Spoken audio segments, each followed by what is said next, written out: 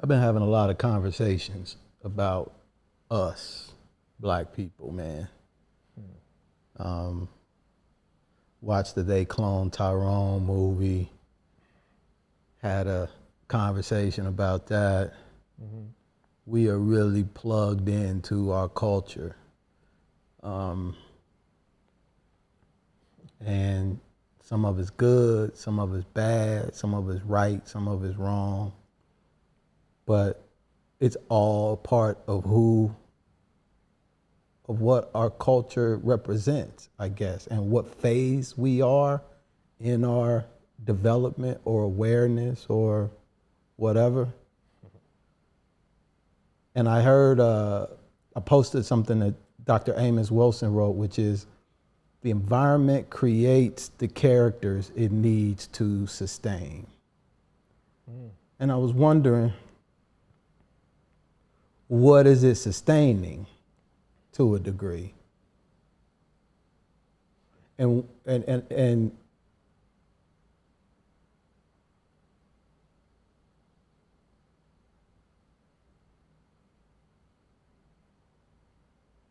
what do you think the state of our culture is now? You want perception versus reality? I mean, a lot of stuff seems staged, to be honest with you. Okay. Seems very overly produced in certain situations where it's just like a desperate cry for attention. You're right. You gotta, whether it's corporations or individuals within these entities, you know, they're all fighting for attention, one way or another. But at this point, we've gathered a lot of exposure for decades, right? Yeah. We even made attempts to use art as a way to cement our place in the history, right, that we've carved out for ourselves. Unfortunately, it just seems as if individuals have infiltrated, as they always do, right? There's always agent provocateurs, as they would say, who come within the culture and they have their own agenda and benefit. With technology now, you know, the culture isn't just a small room, right? A small club, a hole in the wall, if you will. No, this thing is like on the biggest scale, influencing everything. Yeah. You know? So, you know, once upon a time, there was a council, there was a committee of individuals Facts. who were able to, you know, defend our culture the way that Avengers and Marvel defends Earth. Yeah. You know? I like that. But for unknown reasons, man, you know, it's hard to really put a thumb on, you know, what is our culture now? You know, what is perceived? Because we hear it now. This year's 50 years of hip hop, right? Hip hop, hip hop, hip hop. But you ain't seen hip hop in a long time. You see rap. Exactly. Yeah. So, but no, that's an interesting way to start the conversation with They Clone Tyrone, man. How did you think? Like, what was your thoughts? You know, when seeing the movie. I loved it. Number one, I think that brother did an excellent job of just having it half like satire and half like there was just gems just dropped all in it. What I liked about it, and I think the biggest thing I took away from it is how the culture that we identify with as black people is actually a culture that was created by white people. They've like commandeered it and use it for something nefarious. Yeah. And we're so far gone from the origins of a lot of the stuff that we don't even know how to follow any breadcrumbs back to like the origin. And that's because we're identified with these cultures. At the end of the day, I feel like the culture now is consumerism. Yeah. A culture of consumerism. and a culture of and a culture of attention, and a culture of dishonesty, man. I don't think we want to be honest about some of the shit that's going on within our community and some of the people who propagate certain BS in our community. Yeah. There's a lot of people that profit off of our demise, our trauma. They exploit it for their own gains. Like you said, it's like a part of it, you want to combat it. Then you have another half that's fighting to keep it exactly the way it is. So whose side are, we really on?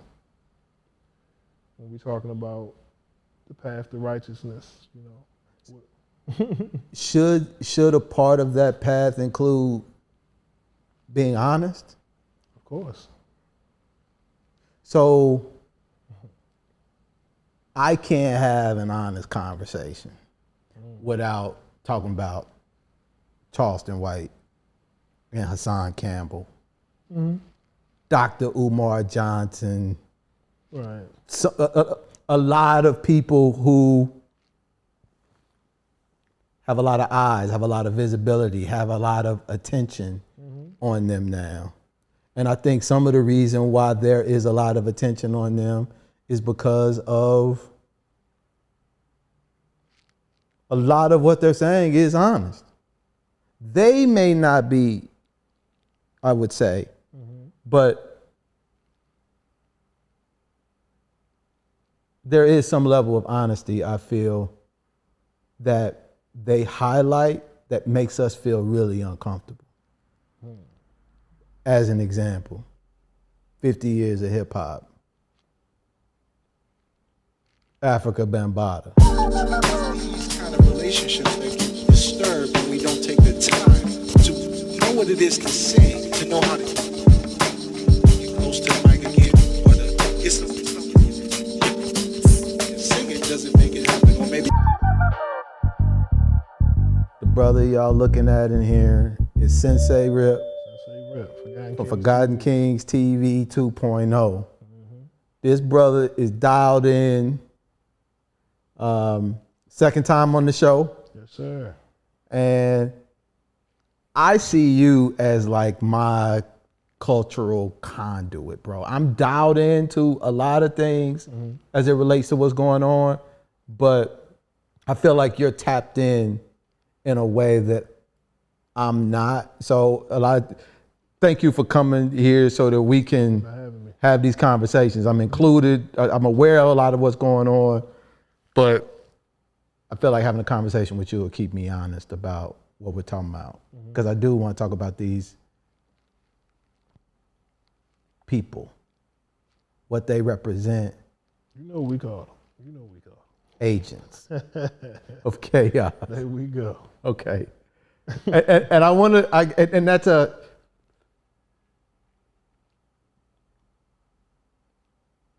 I want to make sure that we're being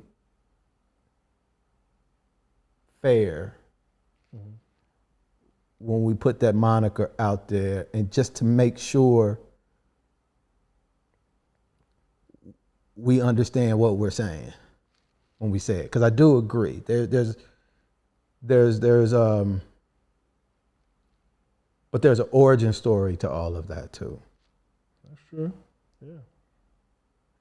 And Africa Bambaataa and Hassan Campbell, I've been feeling real sad for that brother.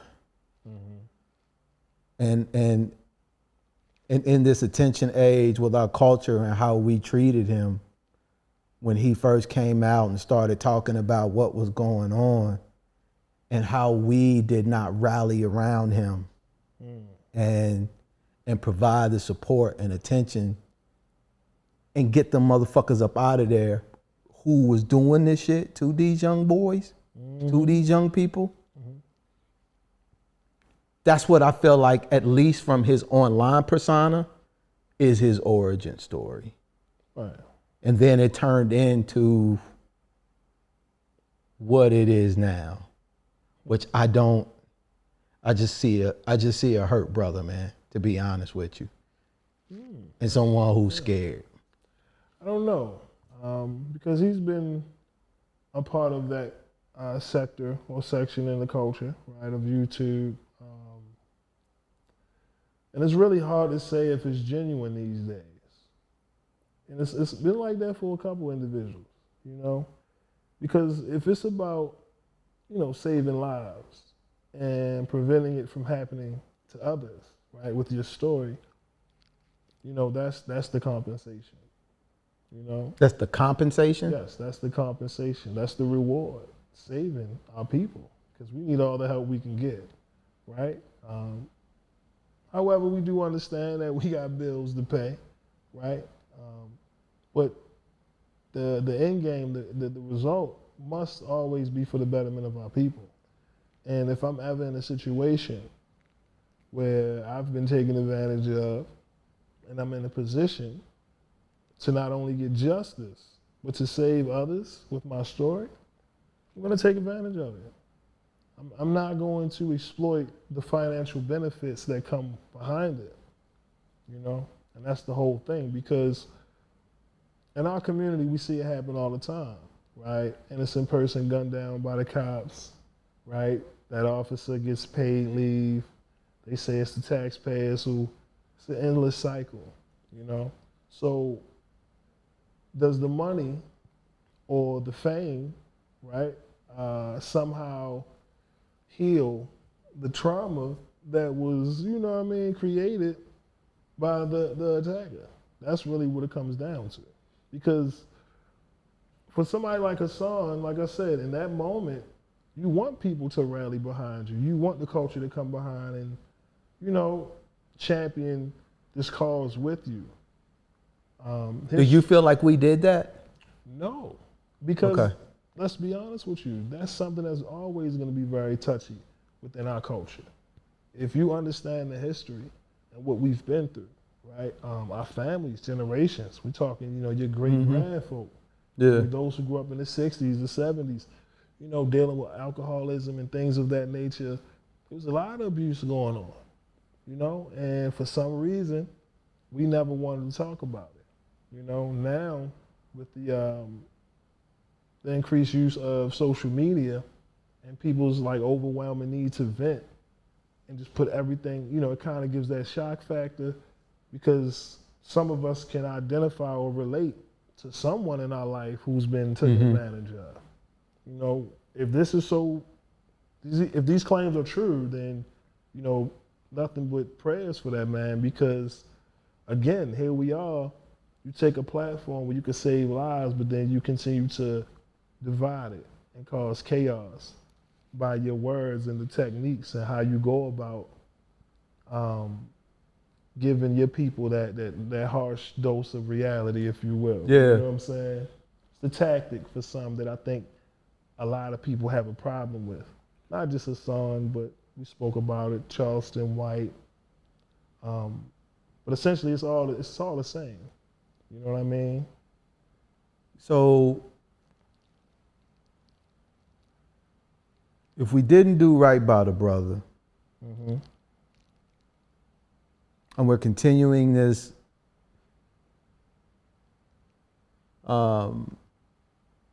you know, like keeping all of this stuff on what's happening in the back end, like how do we get to say how he responds is the wrong way or the right way?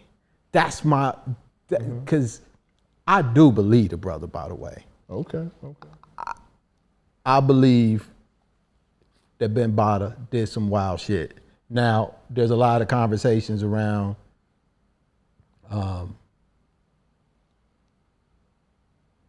how long the stuff was going on.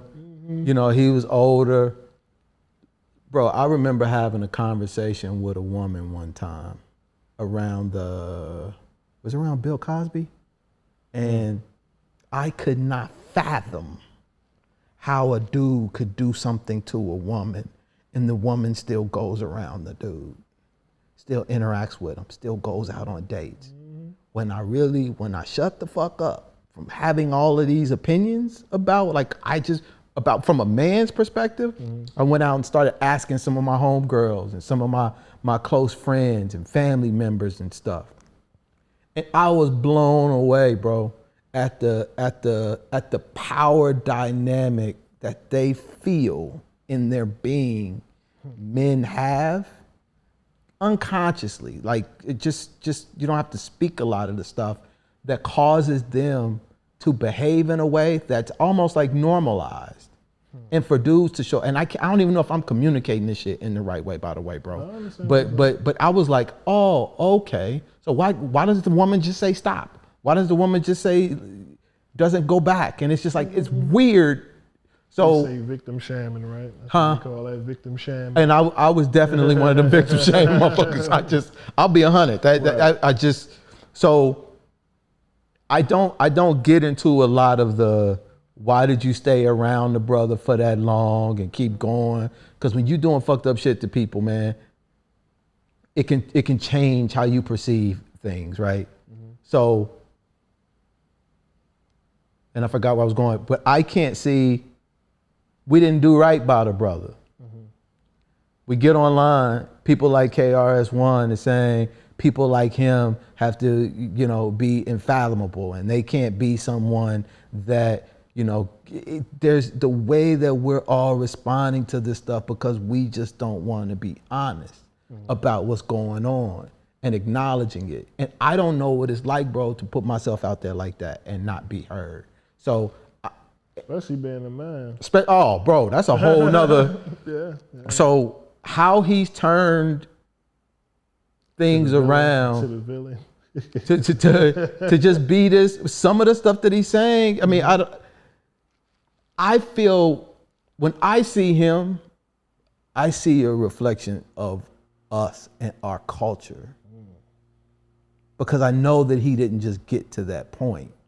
And I don't know because in order for Hassan to exist, there has to be a culture that exists that creates that motherfucker. Values what he's saying. You know what I'm saying? So, because the environment will create the characters it needs to sustain from Dr. Amos Wilson.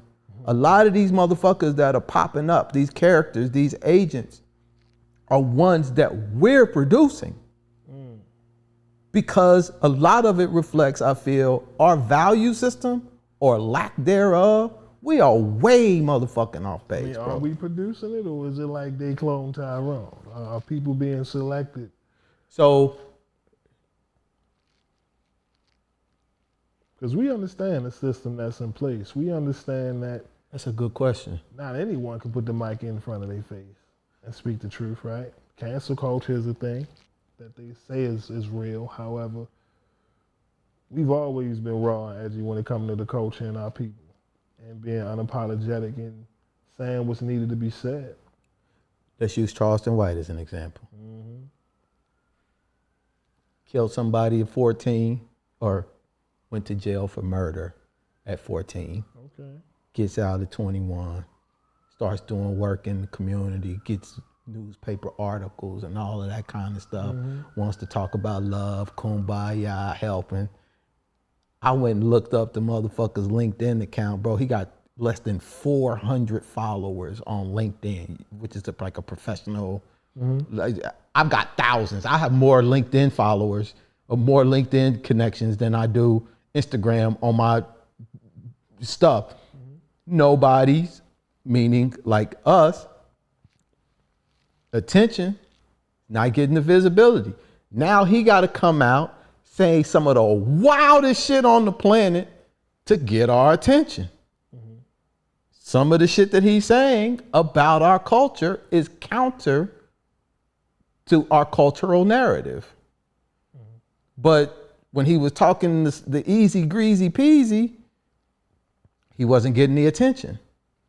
So I feel like we, in the clone Tyrone example, it's the value system that we've been programmed with that is creating these people. And they're challenging that value, I feel. Like they're challenging that value system. And we have a problem with the way that they're challenging the value system.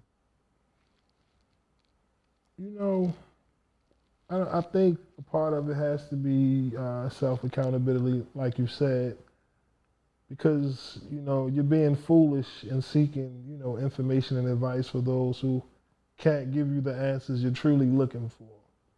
You know, that's truly what it comes down to, and why people are always in need or in search of, you know, the answers. Doesn't matter if it's in religion, you know, no matter where you are in your life, there's something that's always calling you. And look, you look at shows, right? American Greed, you know, you got big names scamming hundreds of millions of people out of their life earnings. You know what I'm saying? Yeah. Just changing their life forever.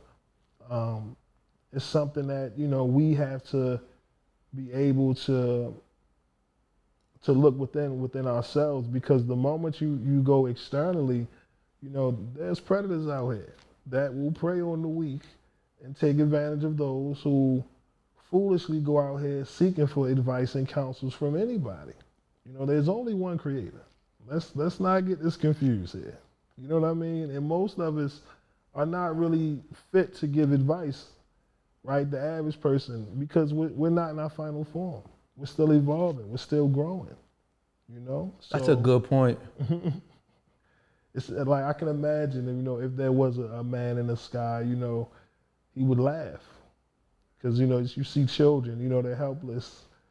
They don't know any better. And at times you see that. You know, we can be the reason for our own demise. However, you know, there is evidence of forces, entities, organizations of people who are invested in continuing this black experience. This is black experiment with our people. And I just feel like it's a generational thing at this point, you know? So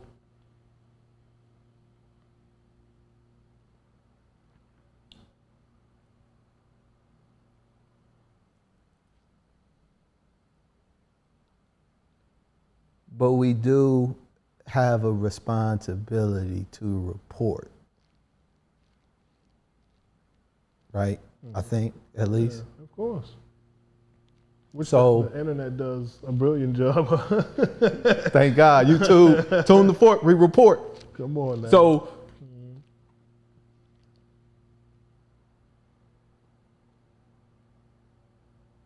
they say niggas ain't shit, right?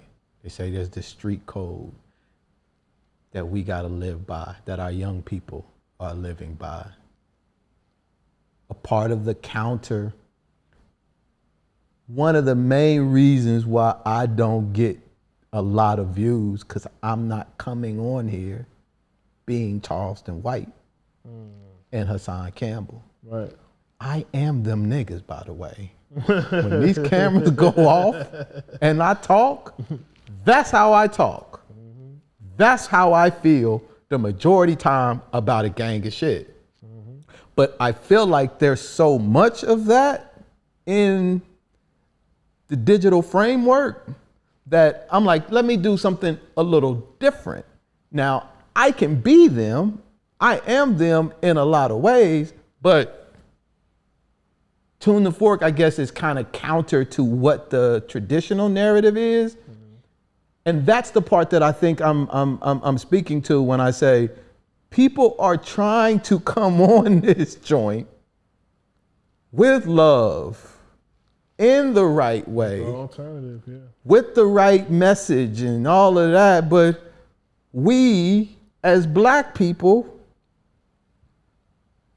don't do that, because that's not really a part of our value system, I feel. I mean, it's out there, right? Because again, we talked about it off cam, you know, about perception versus reality, right? The internet isn't reality. And I only say that because if you're a person who's consumed by it on a regular, it gives you this false sense of like a pulse on what's going on. But then when you go out there, you know, on the ground, amongst the people who are doing the work and who have been doing the work, you realize that, you know, it's just a small fraction of what's out there. You know, for whatever reason, there is no machine in place to highlight all of the magnificent things that we do that isn't involved in toxicity or destruction. You know what I mean? It seems as if there is no room for that. Because the economy is attention. There you go. I can't, so we are subscribing, being content creators, right? Mm-hmm. We are subscribing to the concept of attention seeking. We are looking to get eyes on what it is that we post. Now, everybody 1,000 hours are posted up on YouTube every minute, bro. 1,000 hours every minute. At least that's what it was maybe a few years back. It's probably more now. Mm-hmm. So we got to get through a gang of shit. So if we are in the attention economy, how do we get love doesn't get somebody's attention? You know, it's amazing you say that, because I don't know if it's the need to always over expose. I'm trying to find the right wording for it, but it reminds me of like the algorithm that they call it on social media, your feed. Now there are, you know, positive videos, so to speak, right? Take a video with a dog, right? I come across these pet channels, right? It'd be an injured dog, something happened traumatic, right? Either the owner passed away, the owner was hurt. But for some reason, this Good Samaritan on this video wants to reunite the dog with the owner. Mm-hmm. You see this video. You watch it from beginning to end. By the end, you're crying. And I know it's plenty of y'all who watch these videos because they get hundreds of millions of views. Hell yeah, they do. Right? And that's what I mean.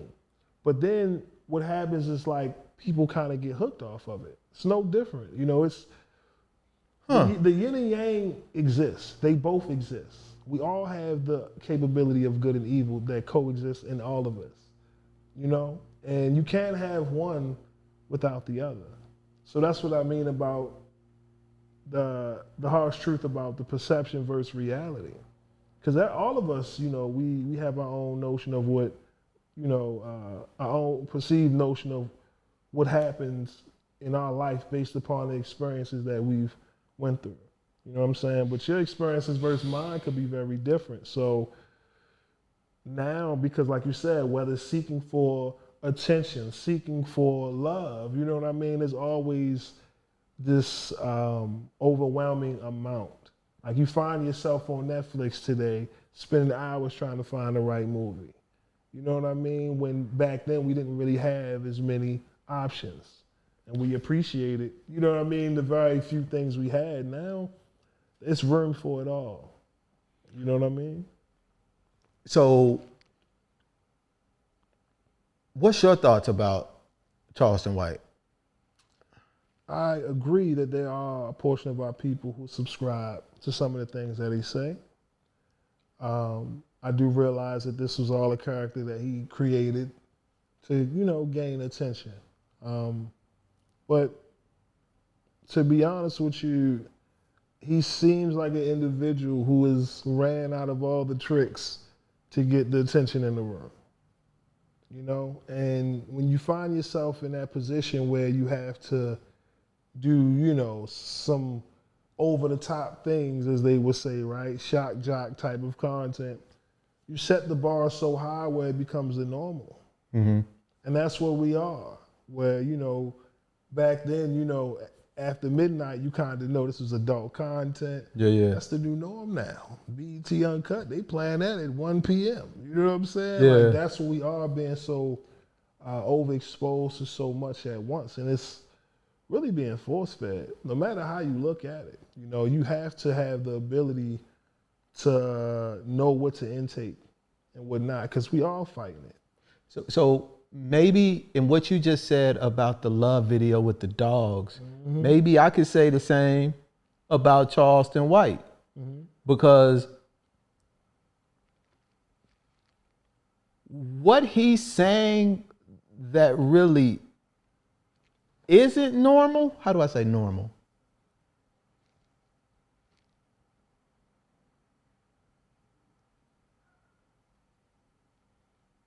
He's only extreme, I feel, when he's talking about people that are outside of our race and kids. I don't know. I mean, it's still rhetoric that it affects people. You're going to find plenty. I'm pretty sure people see this, they're going to find plenty of videos, right, of him talking about deceased individuals within the culture in such a way where there's no regard for their family and loved ones. But again, he does it in a way where you're going to push buttons. You're a big kid. You're like, what is this? I'm going to just, whatever comes with it. And you get so used to it after a while, what happens when you don't get a response anymore? So how is that different than when the rappers do it? What is a rapper? Outside of lyrical, warfare, let's really think about this, right? When they talking about smoking on Tucker. Think about it though, because the listener, because we understand, we grown. Grown folk hear that shit, we turn that shit up. You know what I'm saying? Mm-hmm. But the demographic that do listen to it, there's a huge number that are white children who, for years, we know white people's invested in hip hop like crazy. Mm-hmm.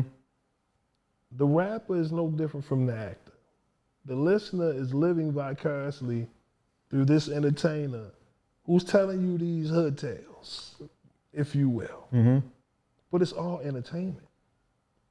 You go out, you go see Rambo. But why don't we see Charleston White as entertainment? Of course it's entertainment. But what happens when the entertainment gets to a point where it's out of our hands? Because all of this that we do, even this conversation, is in hopes to engage something. Whether it's, you're on the path of righteousness, unless you're working for the devil. That's who you subscribe to. But the point is they both exist. But I'm pushing this one thing, bro, because I hear about all the great things he does, but I don't see it. All I see is the destruction of the rants, you know what I mean? The antics, like recently, right? With the pepper spray and he hit somebody in the head. I mean, all of these things, like I said in the beginning of the conversation, it seems staged, it seems produced, yet more and more people fall for it, I guess, honestly, I don't subscribe to it as much as in my 30s because I understand, like, by him now wanting to veer into comedy, he's doing stand-up, he's trying to find ways to make it make sense. But is he someone that we should, task with the responsibility of, like, saving our people? I think he's tasked with the responsibility of exposing the hypocrisy within our people. Yeah, including Hassan. Including the reason why I wouldn't call it hypocritical directly with Charleston is because he's at least admitting it. So it's like you can't be hypocritical when you're admitting it. Yeah. He's saying, this is what I'm doing. This is why I'm doing it. Why don't we respond to what other people are doing in the same way that y'all responding to what I'm saying? Because most of the people, like we spoke earlier, who are advocates, for the cause, they don't get that platform like a Charleston White would get. You know what I mean? Because again, when you make statements like that, you make it seem like it's a fact, right? Why y'all only care when I say something? No, I'm from Baltimore. Like I said, these people been out here on the front line, town hall meetings. They know where the money going, who did what. Yep, that's true. But you know what I mean? It negates all of the fight that's really going on, that an entertainer is only limited You know what I mean? Like, they have an influence, but influence can only take you so far. Once upon a time, we had major acts in this world. Michael Jackson, Whitney Houston, you know, these are worldly figures who affected the masses.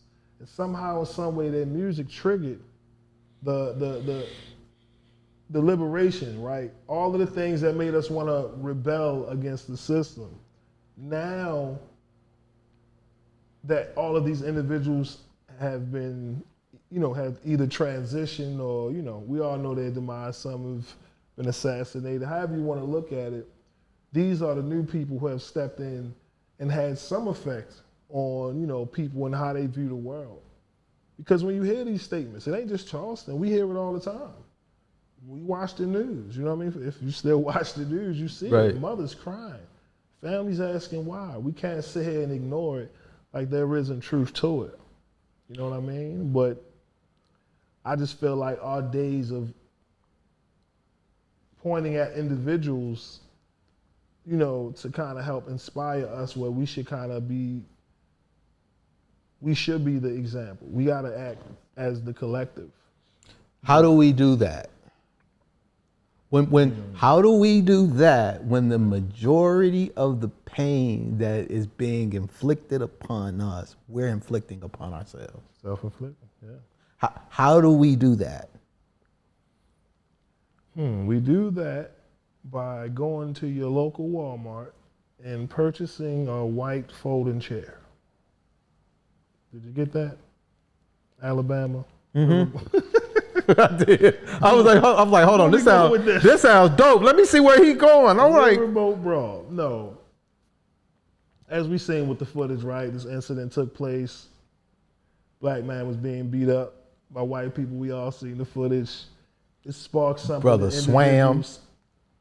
Right? Aquaman. Shoes on. I ain't done that. I couldn't do that now, bro. It was something about that footage that moved us all.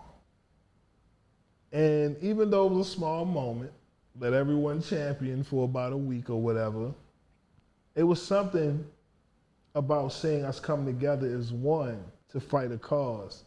It was as if they didn't stand a chance. You know what I mean? Yeah. We work better when we're in tune with ourselves. You know, the way of the world and how they told us as black people they told us what we should aspire to be. You know what I mean? But spiritually, something else is calling you in a whole different direction. You know, that's why I said only fools and maybe children will subscribe to individuals that you know serve you no good. I don't eat that food. I'm not gonna go in there. I'm not walking past it. I don't really care, honestly, because I have a higher purpose. I have a higher calling in hopes that my actions, and I feel like we all have that, I would hope, somehow inspires the masses to make the change, because that's where we are right now. Not one individual is gonna help us. We all have to step up to the cause, and unfortunately there's so many agents within the culture where are they really striving for the betterment of our people, or are they being, you know, compensated to continue to add the chaos and confusion within the culture? Because ultimately, we know for a fact, if you're thinking from a place of emotion, you're not thinking from a place of logic. And that's one thing about this country that they always done, is found a way to get us, you know, off our square emotionally by these things that we see on social media and on our algorithm on a day-to-day. Yeah. Right? On a day-to-day, we're over-consuming it at a point. We're becoming numb to it. It ain't even just the toxic. It could be, you know, nudity, right? The woman's body, and how as men, we don't talk about this. As men, once upon a time, a date, a kiss, a phone call, what? Yeah, on the phone for hours. Come on. Now you simping if you do that. But everybody was doing it back in the day. You felt something. Yeah. It sparked something in you. She was on your mind all day. You told your homie, I gotta get home. I gotta talk to shorty. Now social media's made it where as though the most beautifulest women are butt naked on social media. And we don't even value the woman's body because we see it so much. Woman kiss you, you got people who expect sex on the first date. This is how divided it is within our people, and why I've been said it. We gotta huddle up. We gotta come home. Put the vices down. You know what I mean? Put the cosmetics down. Whatever it is that make you feel like you can survive in this. I'm torn, bro, because what I feel we are in Alabama is all of those people were black in my mind as an example of how we operate now. The music, bro, is just crazy to me. And the attention seeking, not all of it, right? But the attention economy, I don't know how we get, let me take a step back, bro.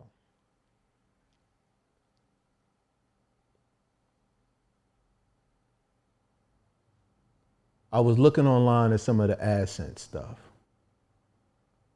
and the Google Trends. Some of the highest joints, some of the highest titles has the word destroy, has the word react, respond. They're like, there are these words that are used. Trigger words, yeah. Trigger words that relate to some type of issue. Because that's what gets people's attention. Conflict. Yeah, conflict. Yeah. So to be an agent of chaos is to traffic in chaos. Because that's what people's attention is focused on. You could throw a love thing every now and then, right? But if I'm an agent of chaos, that means that I have to be trafficking in chaotic material.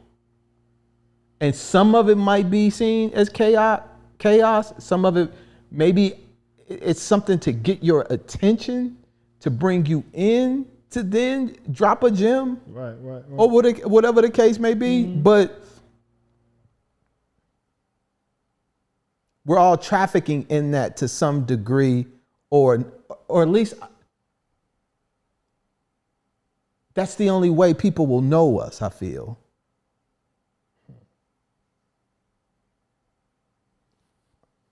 I mean, when you think about the reward that one tends to get, you know, like you said, society in its need for money, right? Coming from where we come from, you know, poverty has put us in a position where it's like, you know, once upon a time we wouldn't entertain it, but now it's like, hey, all publicity is good publicity. They're gonna pay me for it. I'm rich. Yeah. You know? Why do you care? And that's the part where we have to get back on code with restoring order and being unapologetic when calling out some of these things and knowing who's really for our people. Because essentially no one's putting a gun to people's heads and saying, you know, support this person, give them your money. You know, there were scammers, you know, decades. Every decade has a new face. Yeah. Right? And whether it's on the sector of hip hop culture or rap, whether it's on the financial, right?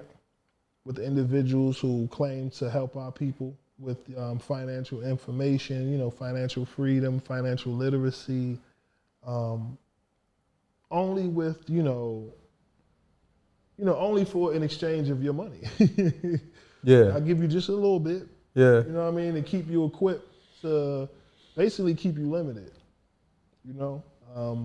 But we see it. It was no different from, you know, during COVID with cryptocurrency. You had all these coins coming out. Man, you'd be amazed how many calls I got. Telling you, look, man, you might want to do it now. Like, nigga. And you got people, they broke as hell right now. You think Dr. Umar is helping the people? Dr. Umar, hilarious, man. you know, recently, I don't know if you've seen him with that girl, Sukiana. Right. You know, Did you see her statement at first? you know, like I said, you gotta be mindful of who you associate yourself with. And this is why people are agents, because the same way we having this conversation right now, brother man, I could leave out here and go straight to the strip club or something and be the complete. Yeah. That's what we mean about agents. You know, brother Umar, for whatever reason, you know, this school has been a 10-year project. You know, I'm of the mindset that you're trying to, you know, push for the betterment of our people. Like, that's what it's all about. Do you believe that? No, I don't. You don't think he for the people? No, I think he finds a way to monetize, you know what I mean, the knowledge itself in a way where he keeps you coming back, because again, you know, most of the leaders that we've had, we understand the end. And it's like when you have, who was it the FBI director? Who was like, J. Edgar Hoover. There we go, who said, you know, we're gonna produce the leaders that they subscribe to. Which kind of goes back to the day Clone Tyrone. You have individuals that's put in place in society to keep the system in place. We've always had a need for knowledge of self, right? And there was a time within the rap game where, you know, being unapologetically black and proud of where you come from, your history and heritage, that was something that was, you know, worshipped and acknowledged, you know, pushed to the forefront. And there are still some people who still live by this code, even in 2023, that are considered like the offspring of those movements. And because of that, you have individuals like Dr. Umar and others who will, you know, supply what's needed, you know what I mean, from what's asked from the people. But only time will tell. I had a homeboy who was a preacher. And he believes in his heart that he is supposed to be wealthy, because this gift that he has been given, should be a source of sustenance financially for him, as well as spiritually for the people who he will shepherd in. And he believes that in his heart. I remember when we had that direct conversation, I remember thinking that was wild as fuck, that he thought that. Like, what do you mean? You're supposed to be a preacher. And like, in my mind, preachers ain't supposed to make a whole bunch of money. They supposed to be scraping and getting by. That's a part of what the allure, I feel, is with some of it, because it's like, I don't know, again, with the origin story, I feel like he had good, I don't know enough. I don't know how you,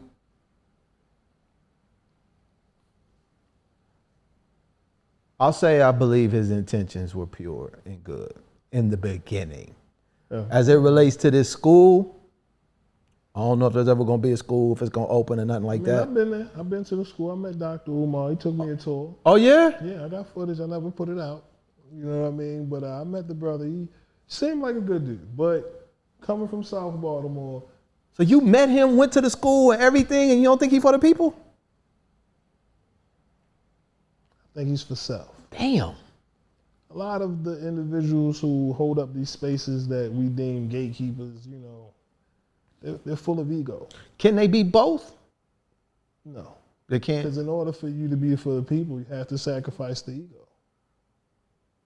Isn't that, to be an effective leader, you have to have an ego. But what happens when it comes in, you know, it gets to a point where you're at a crossroad where, again, you have to make the decision of what you want versus what's better for the people. That's the challenge with being a leader. And that's why most of them niggas fail. Now, that don't mean they don't have good intentions in the beginning. Like, even if you look at Martin Luther King. Yeah. I was having another conversation with my homeboy. definitely can't say his name. He was like, all this fancy shit that we be talking about for the civil rights movement. He said, I was talking to my mama, man. She was like, the only reason why dudes was getting on the bus was so they go get some pussy. There's a part of the civil rights movement that is entrenched, according to some back then, that was about hooking up. I don't know. Like I said, to kind of go back off of the attention seeking, you know, during that time period, I'm pretty sure some people didn't understand the magnitude of the decisions that they were making when staying on code. I heard they was coming to march on Washington to get some masks, bro. Some probably was. You know what I'm saying? A man gonna be a man. However, there you go. There you go, though. I'm talking about men having a desire to be with women. But what I'm speaking on is like, there's some disgruntled people whose names weren't mentioned.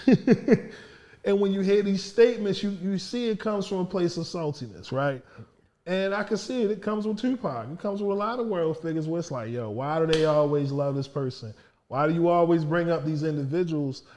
And, you know, are they as perfect? No, they're all flawed. You know, it's the same thing with the complex of Martin and Malcolm. We're still conflicted with that to this day because we've seen what happens on both ends.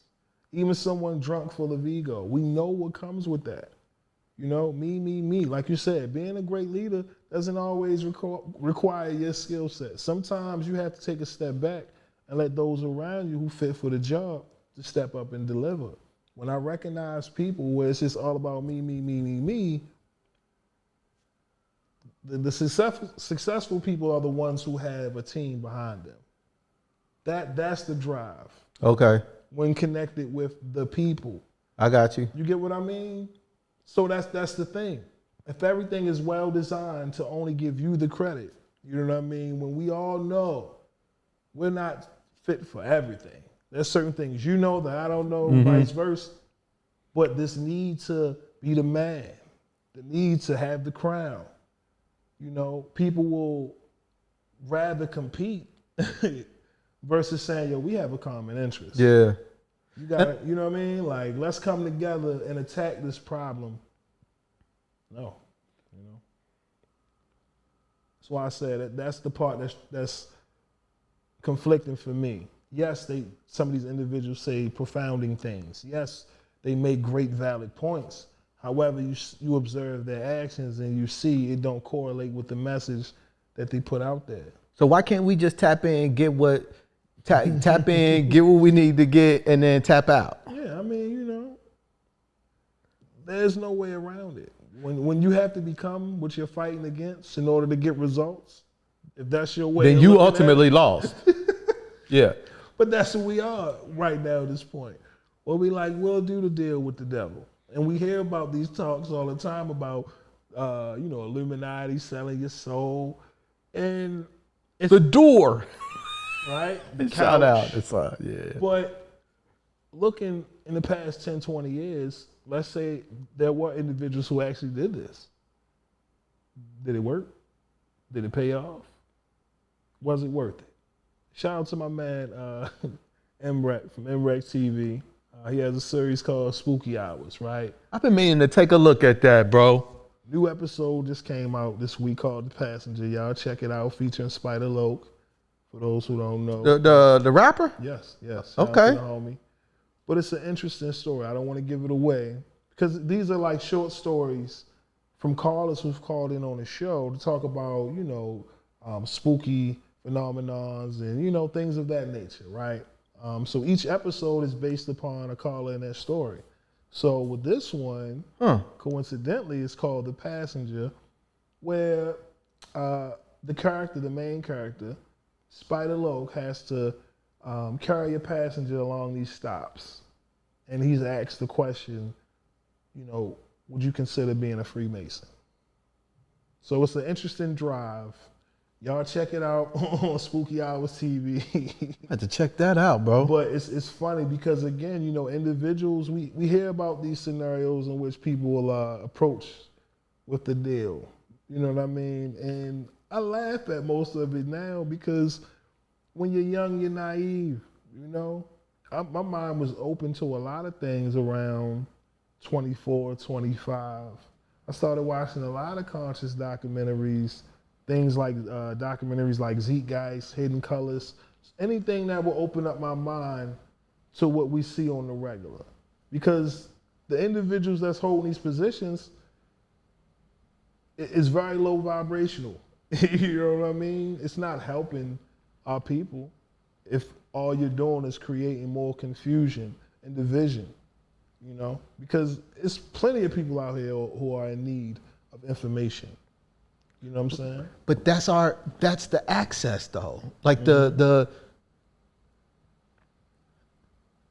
I agree, bro. Speaking of documentaries, Hidden Colors. You think Tariq is for the people? That's what's so funny. I feel like, because again, I have to, it's like a couple of documentaries he's put I haven't watched. But when it came to the Hidden Colors series and during that time period, I did feel like he delivered the most out of a lot of these individuals who gave us promises. You know what I mean? The information that you got through these series, these installments, these films, you know, it helped put me on the path to where I wanted to know more. Now, as far as his desires to be an artist and all of that, listen, man, you know, we multi-talented. But again, you know, everyone has their motive, you know. I do think he's one of the individuals that, for a while, I felt like was for the people, even with the museum he has now, you know. But it's like people build you up to destroy you. Yeah. And it's hard to live in that realm of uncertainty to really know for sure. Yeah. Because we know, historically, the coolest mop in the room was always the agent. You know what I mean? He was the one that you wouldn't even suspect that set us all up. You know what I mean? This thing goes deep. We ain't just talking the Panthers, you know, civil rights era. It's a reason why individuals were taken out for whatever reason, you know what I'm saying? Because they inspired so many of the masses to keep their eyes on what's right in front of us. Now we've allowed these new concepts and ideologies to infiltrate our homes, and now we're essentially on islands. You know, if you're a family, I'm feeling for you, you know, because the father's going through what he's going through, the mother's going, and the child is going through what they're going through. So that's the hardest thing, making sure to keep everyone on code, because we all have devices. And in our spare time, you might digest some Charleston White. You might, you know what I mean, consume this, and it plants that seed. One thing I will say is that, what you said earlier, the things that they speak on is what's out here. Yeah. And there is no justification. We could talk about the white man and the system, but in 2023, looking at the crack era, looking at all of the things that we've run through thus far, now granted, we still haven't had our just due. We haven't had time for healing. You know what I mean? And I understand that it's still not a reason to, you know, push poison amongst your own people. You know what I mean? Carry out the genocide amongst your own, you know? And that's the thing about it. Because I'm speaking at 33. But I'm conflicted with the individual who's 24, 25. You know, like I said, we all had, you know, immature way of thinking once upon a time. You know, even the content that we digested from the music, Sexy Red and all of this, I don't like it, you know what I'm saying? But we be lying to ourselves if we act like music like that didn't exist back in the day.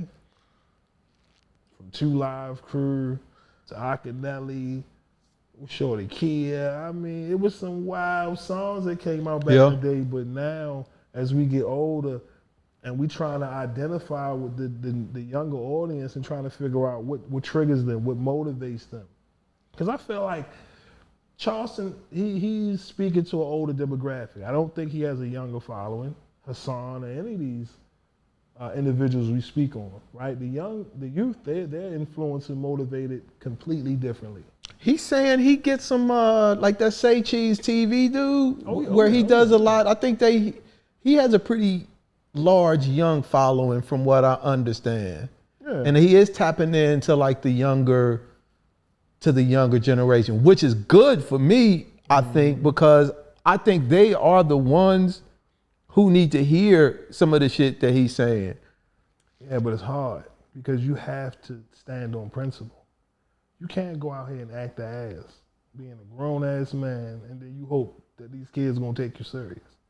That's what we are in the culture today. But I think for him, in all fairness, so I think you can do that online when your offline persona is solid. I think he's done. I haven't seen. You gotta. Charleston, you see this? Email me them good articles. I've seen. I went online, did some research outside of it. His pro. Cuss us out. You know that he gonna cuss us out. Oh man, shit.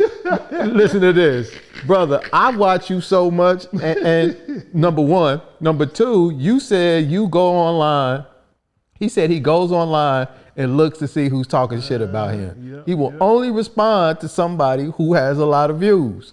So if you are responding to this, that means you following your math, and I love it. But anyway, he's doing this youth advocacy work.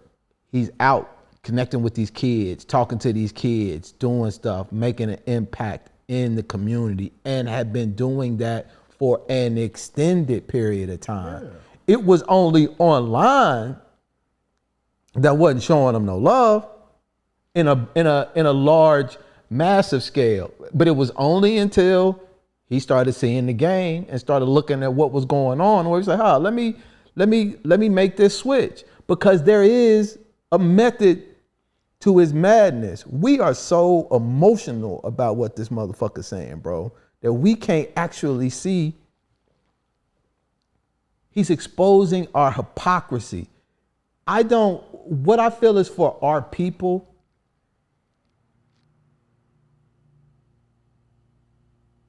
is an increased awareness, bro. We have so many blind spots about how we're participating in our own demise because it's so normal.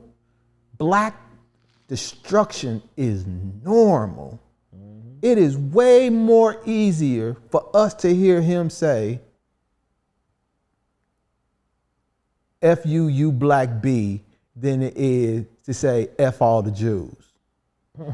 When we hear that is when like the antennas go up, when it's something, anything different or counter than it's something that has to do with us, then is when our spidey senses go up.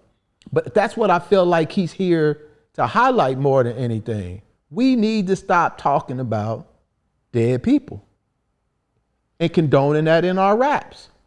Right. It's destructive.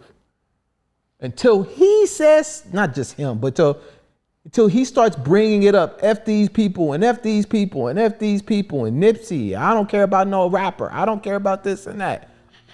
The people we idolize. Right. And then he comes and exposes. But it ain't just the fans. That's what I mean. Like, it isn't just the fans. These are real people. And my thing is, like I said, you can't be a hypocrite. Get what I mean? That's like Malcolm X eating pork. Like, certain things, it doesn't make sense. You know what I mean? If you're a man of integrity, you won't allow nothing to change how you move.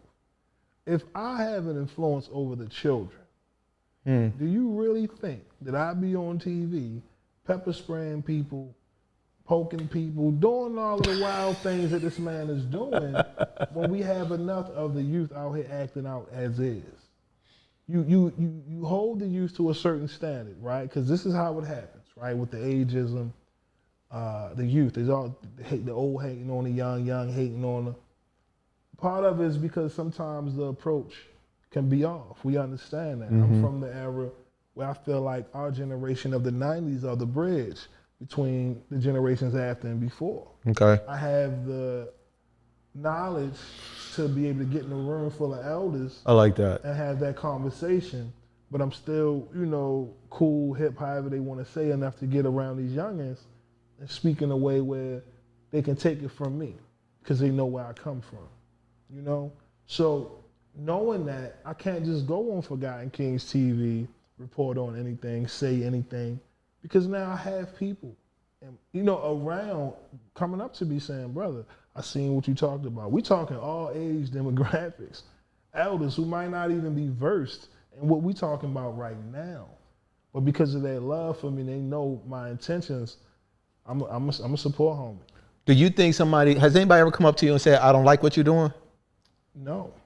But that doesn't mean that they ain't out there. You right. I mean? But again, I can't get too fixated on that. I know what works for me. For Charleston, in all fairness. Can he say the same thing though? I mean, at the end of the day, he's his own man. You have universal law. You know what I'm saying? Then you got the justice system. Sometimes you can beat the system. We know that. But that universe, it's coming. Yeah. And whether it's documented on camera or not, it doesn't matter. Yeah. It's the inevitable. So but we are talking about working for our people. Of course. So and that has a lot to do. Generations of Charleston Whites out this mother I pushing buttons in hopes to get results when there are people out here on the front line who have done what he's done and didn't have to do the things he had to do to get the same respect. So the universe is going to use everybody. In the last conversation that I had with my homeboy, we were talking about Candace Owens and Larry Elder. And I was like, why don't we see them as a part of our solution? And he was like, everybody's a part of the solution. And I was like, okay. I had to sit and think about that. A lot of people. But if you really sit and listen to Larry Elder and Candace Owens, it's not that they're going about this black thing in a different way that's counter to black culture. I say pandering to white people, but continue. So they got to get the bag too, right? There is a part of that. Mm-hmm. There's a big part of that. Yeah, but that helps shapes the narrative that we have to combat in these courtrooms, in these jail cells, out here in the streets. So that's what I mean about the theme of agents of chaos. No matter how valuable the information you putting out, is true. You're once again contributing to the own self-destruction of our own. You know what I'm saying? But so the awareness for me is, I was reading this thing the dude said, I read the hate because I want to see if there's truth in it. Fuck how I feel about it. Is it true? Is there another way it could have been said? Of course, there's a million ways for you to say one thing, right? So the question is it true? Is there truth in it? We get in our feelings, not me and you, but just in general, about how motherfuckers say shit, right? So right. We are the ones killing ourselves. We're not the only ones, but no. We're so can we at least knock that out? Can we at least address that internally? Yeah. Before we start going to go holler at some other people about some of the work? Now this is just maybe the thought process they have. I'm not saying this is mine, but they might be thinking in a way, let's go try to get these black people together. But my solution for helping black people might be addressing or increasing the awareness of why ain't no men in the house. So I'm gonna go and talk all of this shit like Larry Elders about why his number one thing is like fatherless homes. It's fucking up the game with the dudes. Black men don't have fathers in the house. They have no direction. They have no idea where they want to go and and all of this old kind of stuff. So for him, he's out, but we don't like being told our shit, I feel. That's what I feel our issue is, one of our issues. It's kind of like the Cosby effect. I don't know if you remember this. Mm-hmm. When I was in middle school, apparently there was this tour, right? Bill Cosby was on. I don't know if it was like a school tour. Yeah, it was school tour. School tours doing speaking engagements. With the colleges and shit. And the way it was given back to the kids at the time period, right? Me and my peers, it was said that Cosby was harsh, right, and criticizing our people, right? Telling them to pull up their pants, conduct themselves a certain way, basically hold yourself to a certain standard. Yeah. Right? But at that time when it was being spoke about, you know, it was said in a way where like he kind of sold out, right? And even some of the teachers, you know, just speaking on it, you know, you can tell they were kind of, they felt a certain way about the words that Cosby said. Right? And like you just said, was it true? Is it? Yes, there was truth in what Cosby was saying, right? And looking back, right, not as a kid, but now as a man, looking back, what's wrong with setting a standard that we should strive for? If anyone's fit to have a say, it would be America's dad, right? Yeah. Right? The person who set a certain standard with the Cosby Show, different world, and brought respect to our culture, right? Showed in a certain light where it produced better people. And I just remember in that moment, you know, everyone was like, man, F Cosby, F Cosby. But as I'm older now, you have to have a portion of our people that's striving for the best. And most of us back then, bro, my grandmother would not let any of my cousins walk through the front gate, bro, until they pulled up their pants. And they was out here sagging and doing all of that stuff. And my grandmother would look out of her window. Everybody I know who had a grandmother or some old school in the crib that was around Cosby's age was like, you don't walk around like that. She wouldn't let you in the house until, and then some of us, I didn't sag and none of that, but my younger cousins, they were like, oh, sorry, Granny. They knew that when they were pulling up to the house, they pull up their pants. Now, these are things that we're saying in our own family units, but it's like, don't say nothing out loud in front of people. And because in my mind, he did not say anything that I didn't hear my grandmother say on a weekly basis about what she thinks about these kids walking around here. Wasn't right, wasn't the best way to say it. Are there other issues that we are dealing with at the time? And even now for that matter, but yeah, bro, KRS-One was one of my coldest, dog. He's definitely one top of the 5. Yeah. I look at him different now after what he said about Bambaataa and about how he should be protected. Like that's not, I don't know how we deal with that, bro. I mean, that's assuming that it's true, because again, there's certain, that's what I mean about the Hassan thing. I don't know how accurate this is, but it was said that, you know, he was asked to come to court to testify to get that justice, but he never did. Certain moments where, even in hip hop, we can even talk about R. Kelly, but you know, they talk about him all the time. But there are individuals who are around, you know, if you're aware of these things happening, you're complicit. You are. You know, and to a degree what he said is true. It doesn't diminish his history and contributions. Same thing with R. Kelly. Do I think that R. Kelly, you know, is the person that they paint him to be? No. Do I think he did all of the things? No. Do I think he got railroaded? To me, that's the conflicting thing. Yep, I agree. Because there's a gray area where we know that exists that's only pertaining to our people, you know? And there is no fail-safe for that. There is no consequence that a person faces for just simply pulling out, you know, claims, allegations without proof. Facts. You have, I believe her name's Gloria Allred. I could be wrong. You have individuals like her who find so-called victims in hopes to get that world-class lawsuit, because again, you take somebody like Michael Jackson, a lot of people gave him criticism because he had, civil, right, and then criminal. Yeah. He paid out in civil. Yep. And people, oh, wait a minute, he's guilty. But looking at it from same the with standpoint, MJ.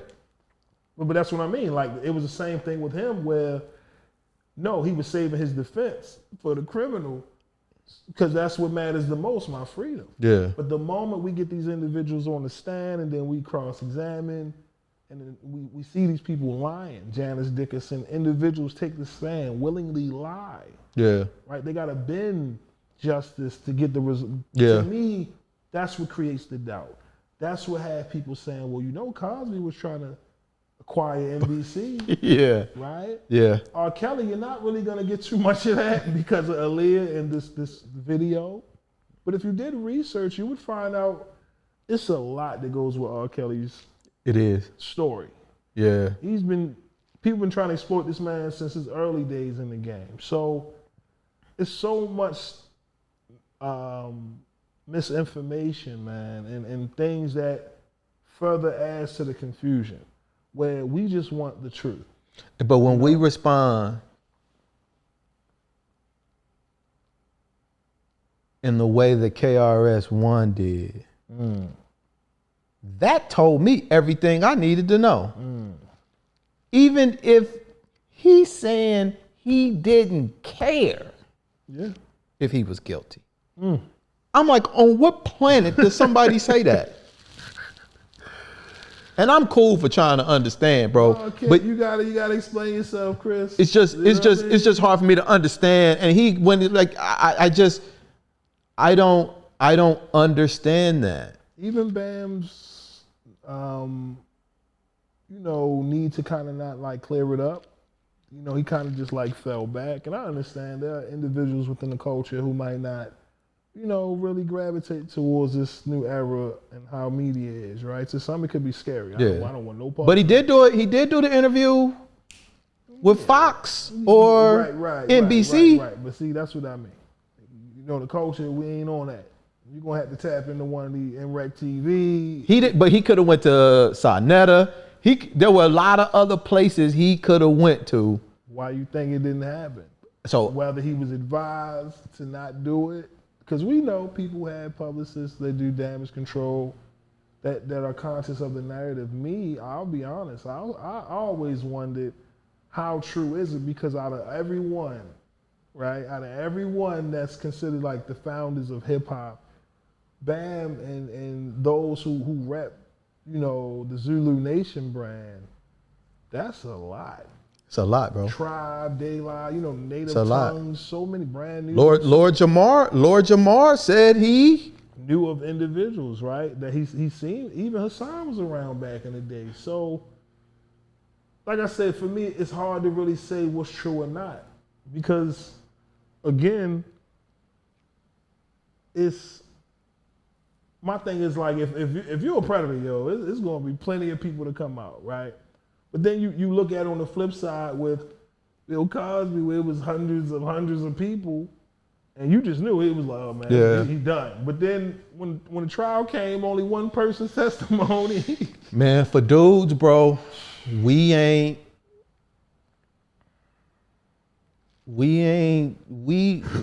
struggle to see why women don't say nothing. So it's gonna be real hard for a brother to come out here and be like, and God forbid you stayed around, and stayed interactive with him. Because in our mind, it's like, shit, if somebody do that to me, as soon as I get, I'm going to go. That's how we all like to feel. We think that we're gonna react. Because I know for a fact that, listen, pictures came out with Hassan, as an adult with Bam. You know what I mean? And it's like, I find it hard for me to hang out with an individual like that who did something to me. Bam, for whatever reason, has stayed away from the public eye. Is that a mission of guilt? I don't know, but what they say, an unchallenged lie becomes the truth. The truth. Right? And I don't know how my mom. What's the defense? That's the question. What is the defense outside of clearing your name?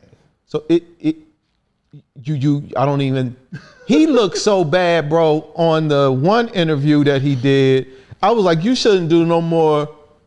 You're not helping the situation, bro. I mean, if you trying to act like he looked like R. Kelly when he was in front of Gayle. Like that was crazy. He looked bad, but I don't know how trauma like that, man, carries, like how you, that's the part that I think,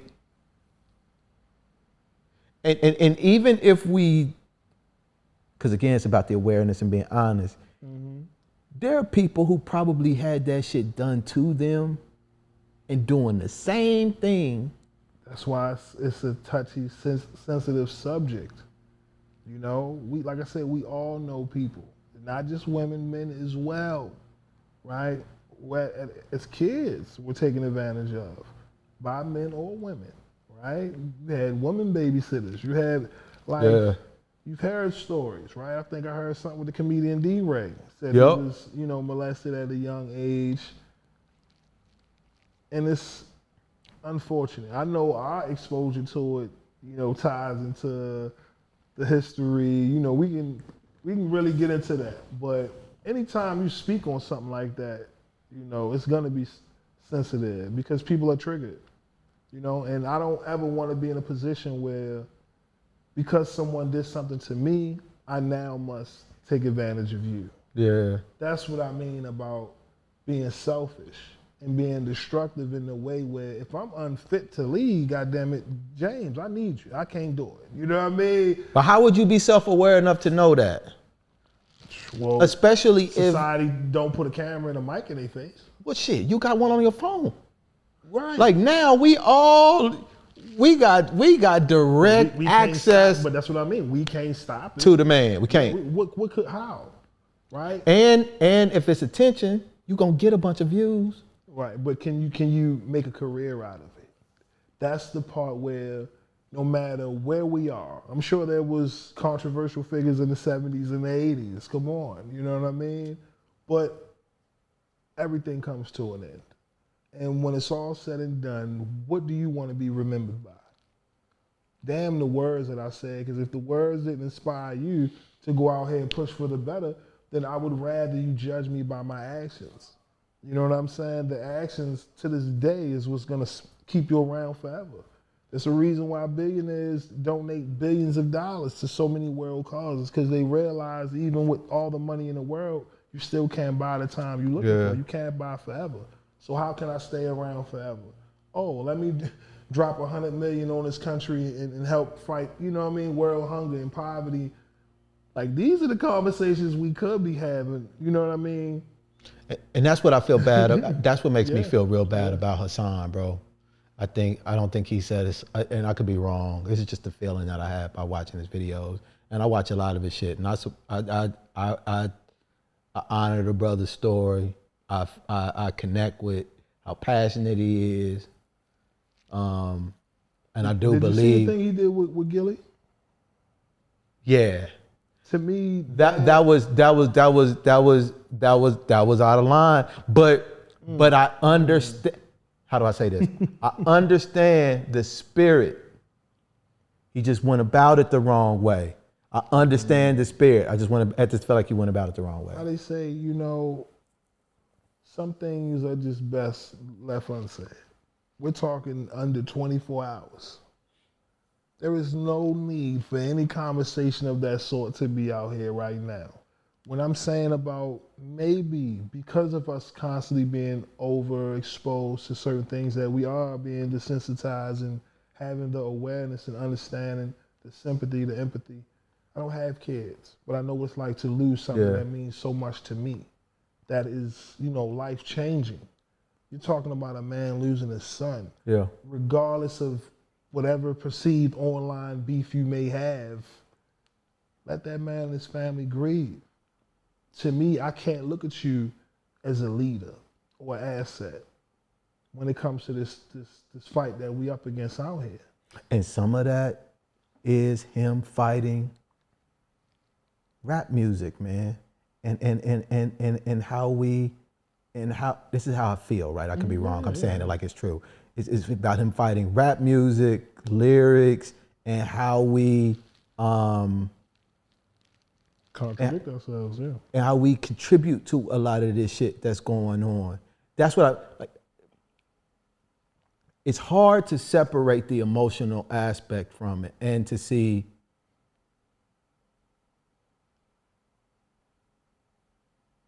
someone's like pain, bro. Maybe this is just me projecting on that brother. I'm sure it is, but all of the shit that's happened, like, I don't know what the right way is. It's not something I would do, but for someone in his circumstance and his situation who sees the world the way that he does, that's his decision to do that way, right? It ain't, I don't see it, I didn't see it as a personal attack on Gilly. I don't know how Gilly could not see that, because he's calling the nigga name out, he talking about his son and all of this and that and the third. But I feel a lot of what they're talking about are like just these overarching things. And because that motherfucker is so out of control emotionally, he can't regulate, bro. What we talk about, man, universal law. So he getting the best of him. Like his emotions are getting the best of him. But then again,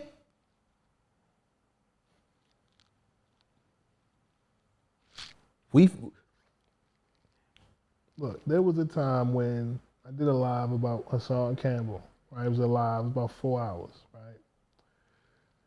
And he had did a video where he had like pulled out this money. He kind of had like a mental breakdown. He started crying, right? And I had people call on the show. I remember this guy, he called in and he started speaking on Hassan's kids. Immediately, I stopped it. I said, "Oh, yo, what you doing? What you doing?" yeah, We not doing that, right? Because for one, I don't know the man personally. For the record, I don't know any of these individuals personally. yeah, right? ditto. So, at what point do you, being a man, say, you know what, let me leave the kids out of it? Because that's below the belt. You know what I mean? Whether you agree or disagree, like certain things, we have to have this mentality because people are watching. And even though you think you're getting away with something because you built a following off of it, all you did was create a community in which eventually people won't take you serious. Because no matter how you look at it, a clown's gonna be a clown. Yeah. You know what I mean? Point blank period. If you entertain it, then you know, you get what you get out of that. You know what I'm saying? But me personally, I don't go to these individuals seeking for any valuable information when everything is out here at our fingertips. Yeah. You know what I mean? Nothing but, you know, praise to these brothers on their journeys because all of us are trying to find our way. You know what I mean? I just know for me, when I assess others that are older than me, right? Coming from where I come from, I had individuals pull me to the side and held me to a standard. Yeah. Which once upon a time, I thought I was being picked on. I was being singled out. Why are you coming at me? But for some reason, individuals knew that I had the potential to do better. You know better. Yeah. You know what I mean? And even in society today, I realize that some of us are built to be leaders. Like some people prefer to be led. You know what I mean? That's why I said if it was another life, I probably would have been like a 5% or something like that because the way that they break the science down, you know what I mean? And it's the sheep out here and the elites who run the world and then the small individuals that, you know, help bring our people out of the darkness, right? Illuminate, but, you know. So if our culture, let me take a step back, bro, because I think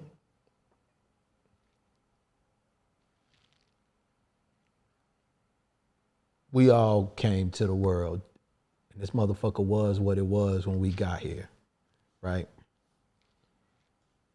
And we all were set up in the way we were set up for.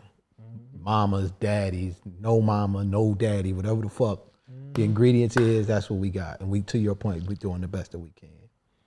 The question that you asked that was ill as fuck that I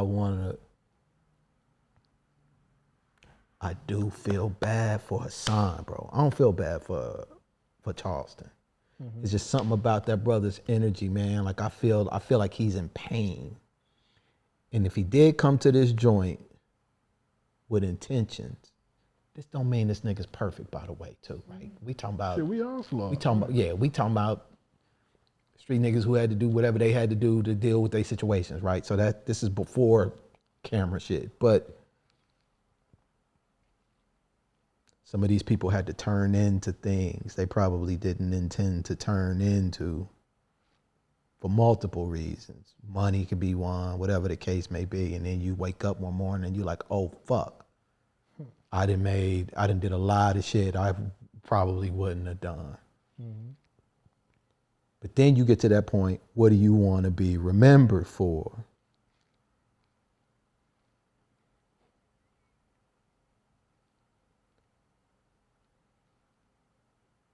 Do you think about that for yourself? Yeah. Because the more you go on this journey, you know, we all have our own individual path. The more you realize, like, all this is set in stone, right? We kind of know our beginning, kind of see why, and you know, we would like our ending to be, but it's the middle that's uncertain, right? That we kind of have to carve out for ourselves. But ultimately, I think everyone has to ask themselves the question before transcending, right? Have you made the world better than it was before you got here? And I think a lot of people don't really ask that, you know, themselves that question, because we're just constantly consuming. And, you know, there's talks of the world, you know, being overpopulated, right? Running out of resources. We hear all these things. But for once, did we ask ourselves, did we make our environments better, you know what I mean, than it was before we were introduced? And to me, that's what it's all about, because this is a small sample size of this timeline that we're a part of. Someone is reading this book on this chapter between us right now, man. And I don't think people understand that. You know, what do you want to be remembered for? How do you want your story to be told?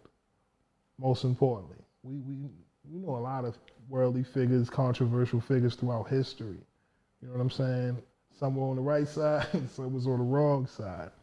But in this new age, in this new world order that we're a part of today, you know, it's like we have to push ourselves more than ever to get the results we want. And it isn't even something that was told to me. It's something that we put on ourselves, you know? It's weird. We all like to think we're special, I would think, right? We all like to think you're the one that can change everything, right? Neo in the Matrix, if you will. Mm-hmm. And if you're not thinking like that, is that a problem, do you think, if you don't have this certain mentality of yourself? Bro, remember that the ayahuasca shit we were talking about before? Mm-hmm. Yeah. I feel like I am the most important motherfucker on this planet today. And tomorrow, I'm gonna feel like I ain't. And that's just the fucking ebb and flow of it. The balance. Yeah. And it only matters because I say it matters. And I am not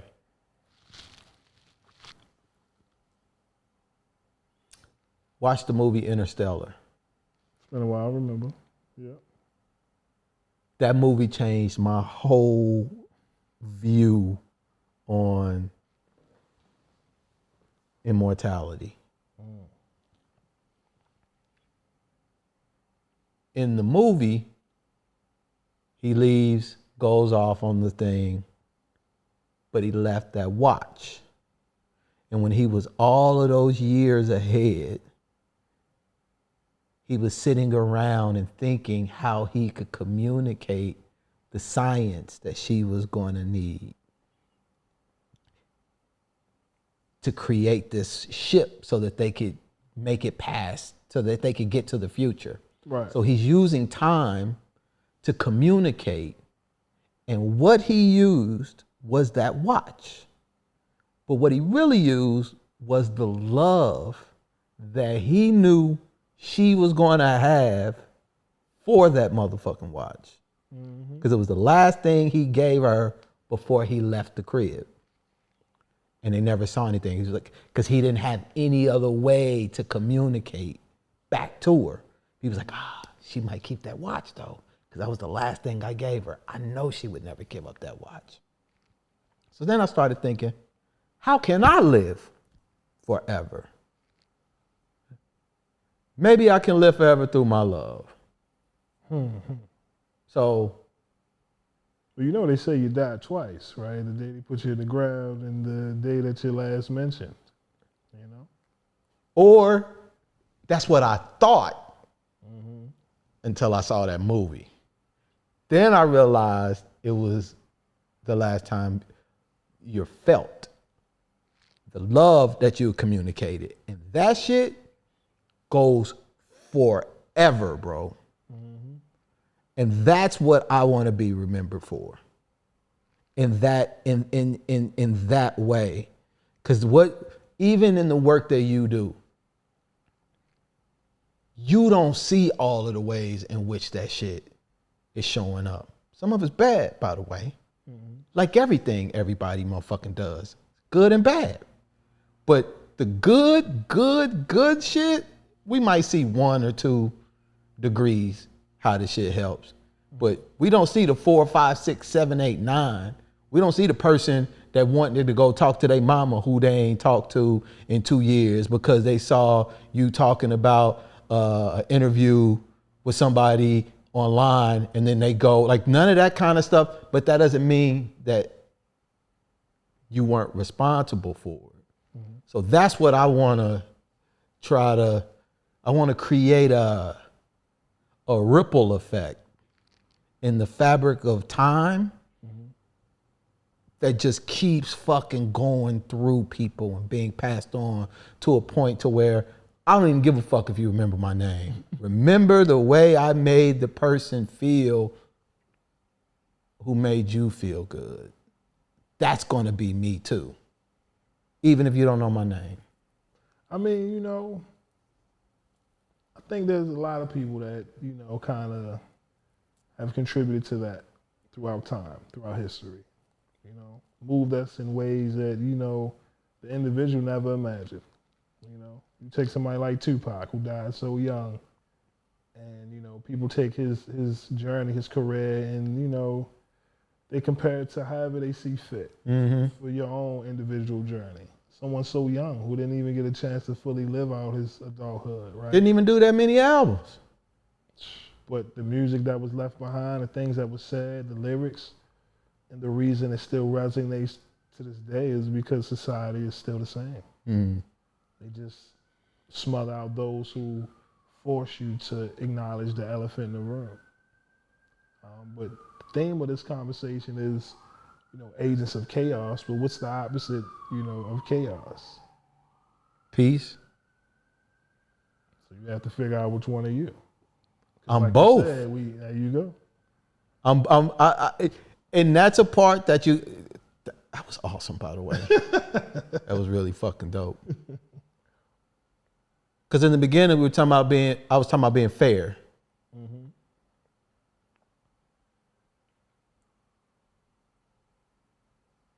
And the only way I feel like I can be fair is by acknowledging that I am both. Because the mistake, the arrogance, is to think you're not. I think. Even with the best of motherfucking intentions, man. Yeah. There's a blind spot. And I might not be talking about chaos on these cameras, but there are parts of my life that, you know, can get chaotic. And that energy that I was talking about, like, it ain't from the universal standpoint I think you're talking about. Because I do think this is on the heels of that conversation that I had with my boy when he was talking about Larry Elder and Candace Owens are part of the solution. And what we see when we look at these people is what we see. There are going to be a lot of people who agree. There are going to be a lot of people who don't. And there are going to be a lot of people who see something different than what we see. And for them, they will be a part of the solution. And for us, they'll be a part of the chaos. And then you go back and forth with the shit, I guess, right? Yeah, I mean, what are some things that are good that chaos produce? Because believe it or not, there are a lot of things that are created and born through the chaos. Right? Some of our people were born in a struggle. We talk about Tupac. That had to have been a chaotic time to be birthed into the world of today. That's a good point. I was just thinking of chaos from the negative sense. Mm-hmm. But even on the positive side, you know, it pushes for the results that's needed. There's a certain saying where they say easy times push for like hard men, or you know what I mean, hard men push for easy, something along that lines. But it's a cycle that happens, you know, because again, we all know that sometimes love doesn't always, you know, get the response that you needed. Some people kind of, you know, take it for granted after a while. When you get something in abundance, you know, you don't value it as much. It's the same when we lose someone, you know. When you rob somebody, you don't whisper. That's a fact. It's a stick up, motherfucker.